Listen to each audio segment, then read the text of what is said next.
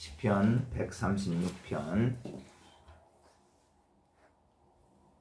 이 시편은 헤세드 장이라고 불릴 수 있는 장입니다. 헤세드 장, 그러니까 하나님의 그 자비, 인자, 긍휼, 인해, 사랑으로 번역되는 그 단어죠. 그거에 대해서 지속적으로 찬양하는 장입니다. 우리 믿는 사람들이 영원토록 불러야 할 찬양입니다. 이 시편 136편의 저자는 처음에 하나님께 감사하라 그러면서 이제 하나님이 다른 모든 신들과 모든 주들 중에 뛰어난 하나님이다. 그러니까 감사해야 된다. 이게 얘기하고 있죠. 1, 2, 3절에 그렇게 말하고 있어요. 그러면 시편 저자가 말하기를 다른 신들이 있어서 또 다른 주들이 있어서 그렇게 말할까? 그건 아니고 그 당시 고대의 사람들이 생각하는 신은 그러니까 하나님이 모든 엘로힘, 야훼 하나님이 모든 신들 중에 가장 뛰어나다는 거 말함으로써 여호와 하나님만이 진정한 신임을 나타내는 거예요. 왜냐하면 바빌론 사람들은 마르둑이 최고의 신이라고 생각을 했고요. 또 아수르 사람들은 아수르의 신이 최고의 신이라고 생각했고, 각 나라마다 다 최고의 신들이 있었고요. 자기 민족의 신이 최고의 신이라 생각했고요.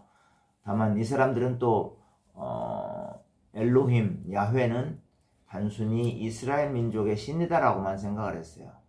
근데 그것이 아니라 저자는 야훼, 엘로힘이 최고의 신이다.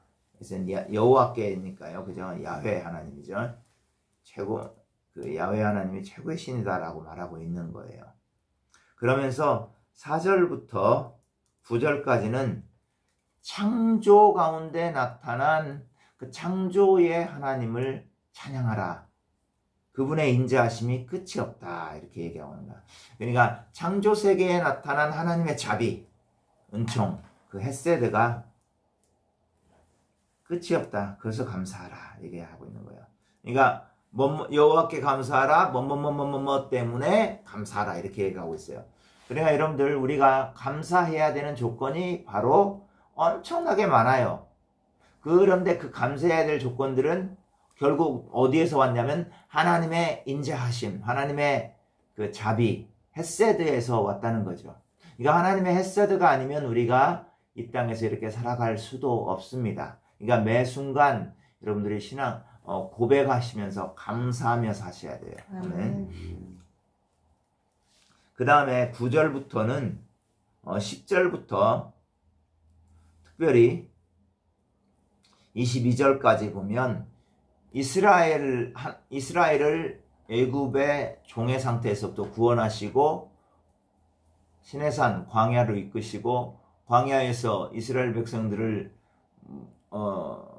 멸절시키려는 바산왕 옥과 아모리 왕 시온. 이 구약성경에서 바산왕 옥과 아모리 왕 시온은요, 이스라엘을 대적하는 무리의 대표입니다. 대표, 상징적인 표현이에요. 이스라엘을 대적하는 무리. 그러니까 하나님께서 이스라엘 백성들을 애굽의 종의 상태에서 구원하셔서 가나안 땅에까지 모든 과정을 하나하나 다 인도하신 주님께 찬양하라 이거예요. 그러니까 이 말을 한마디로 하면 이스라엘을 구원하신 하나님께 감사하라.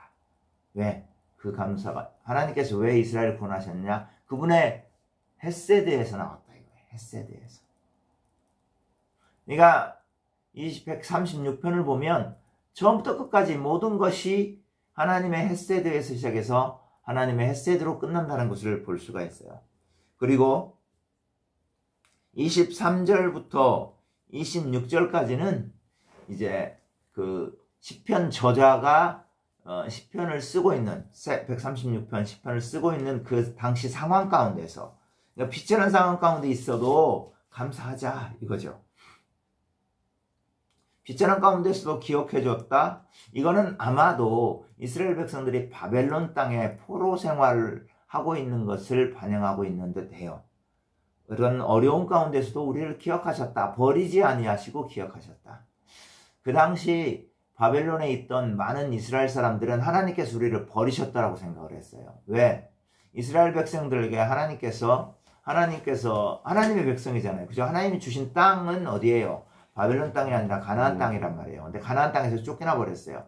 가나안 땅에서 쫓겨나게 했다는 것은 뭐냐면 그들을 하나님이 버리셨다라고 생각할 수밖에 없었던 거예요. 그리고 더군다나 성전이 멸망당해 버렸어요. 파괴됐잖아요. 그죠?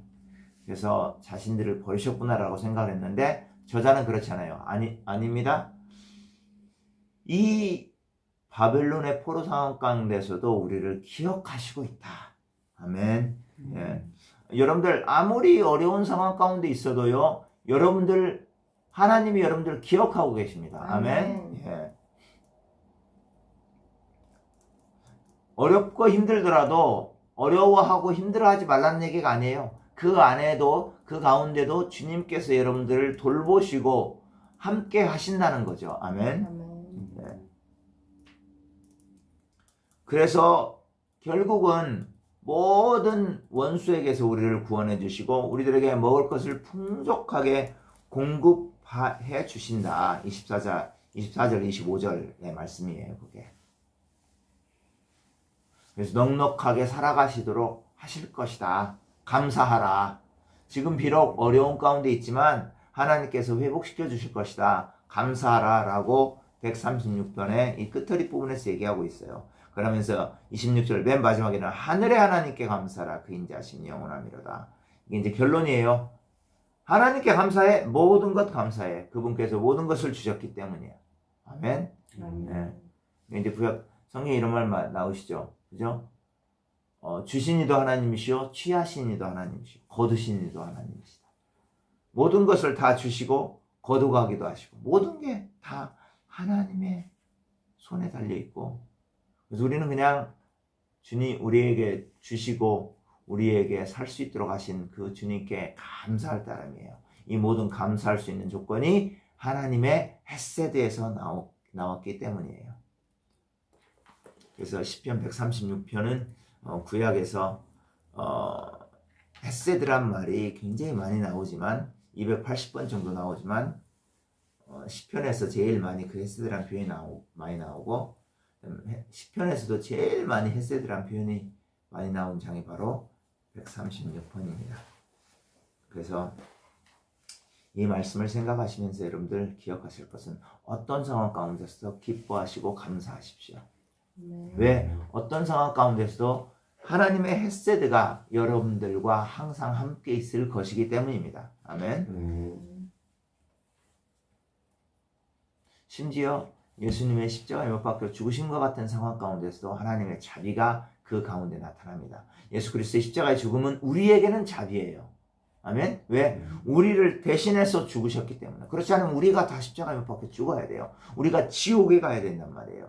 그런데 우리를 대신해서 예수 그리스도를 주시고 예수 그리스도를 우리를 위해서 대신 십자가에 못 박혀 죽게 하심으로 우리가 그를 믿는 자마다 구원 얻게 하셨어요. 이게 하나님의 헤세드 아니고 뭡니까? 아멘?